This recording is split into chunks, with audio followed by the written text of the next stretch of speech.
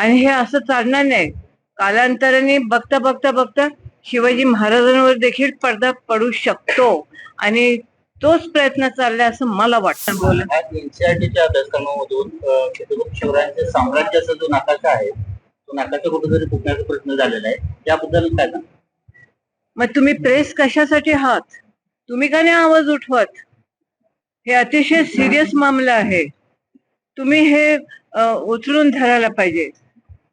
आम्हीच ह्या महाराष्ट्रामध्ये आहोत का? महाराष्ट्राचा नकाशा जिकडे पुसला जातो तर तुम्ही पण एक हिस्सा आहात ना. मग तुमचा आवाज कुठे गेला? का नुसतं हे स्पीकर घेऊन पुढे यायचं आणि प्रश्न विचारायचे?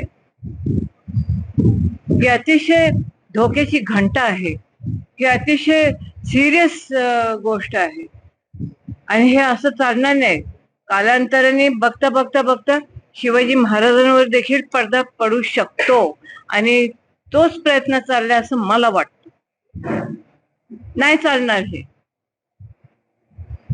शिवाजी महाराज जोपर्यंत ही पृथ्वी आहे, जोपर्यंत सूर्य आणि चंद्र आहे, तोपर्यंत शिवाजी महाराजांचं नाव तेवत राहील आणि सगळ्यांच्या नसानसामध्ये, अंगांगामध्ये, त्यांच्या हृदयामध्ये शिवाजी महाराज जे विराजमान झालेले त्याला तुम्ही हात लावू शकत नाही.